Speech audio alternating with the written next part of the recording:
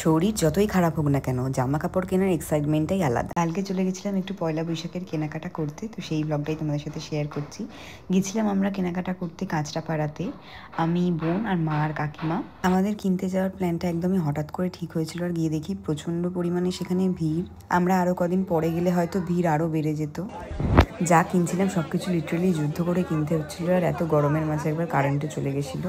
আমি ভেবেছিলাম যে পুরোটাই তোমাদের সাথে ভালো সুন্দর সুন্দর করে স্টেপ বাই স্টেপ শেয়ার করব, কিন্তু এতটাই ভিড় ছিল যে দোকানগুলোর ঢোকা বেরোনো আমি কিছুই তোমাদেরকে দেখাতে পারিনি ভিডিওতে। তারপর আমরা চলে গেছিলাম একটা এক্সপ্রেস বাজার আছে ওখানে, তো সেই মলটাতে হচ্ছে খাদিম খাজানা আর উপরে হচ্ছে এক্সপ্রেস বাজার। এইবার তোমরা শুনলে অবাক হবে যে আমি শপিং করতে গেছিলাম জ্বর নিয়ে।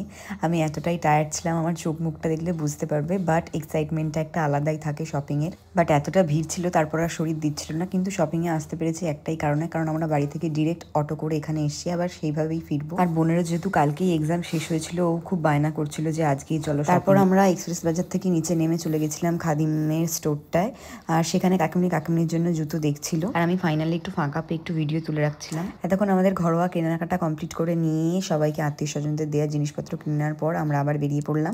মোটামুটি এদিকে সব শপিং ডান, আর এখন আমরা ট্রেনে যাব।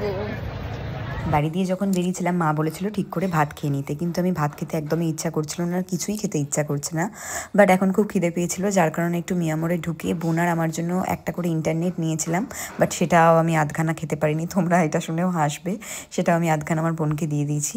মা আমাকে বলেছিল যে তুই কি শপিং করতে যেতে পারবি, বাট এটা যেহেতু হঠাৎ করে ঠিক হয়েছিল, আমি বললাম থাক, আর কাউকে বারণ করতে হবে না, চলো ঘুরেই আসি। এখন আমরা ট্রেনে চলে এসেছি, আর পাশে দেখলে বিশালেও ব্যাপক ভিড় ছিল। এই যে আমি এতগুলো ডান জামা নিয়ে বসে আছি। আর সত্যিই তাই, এটা ভীষণ মজার ব্যাপার ছিল যে আমরা একজনের ড্রেস চেঞ্জের জন্য ট্রায়াল রুমে 4 জন ঢুকেছিলাম। আমরা সবাই অনেক শপিং করেছি, আর এখন সবাই টায়ার্ড, তাই বাড়ি ফেরার পালা। আর বাড়ি এসে দেখি এত ব্যাগ। আমার দিদা দেখে বলছে এটা বিয়ের বাজার করেছিস না পয়লা বৈশাখে।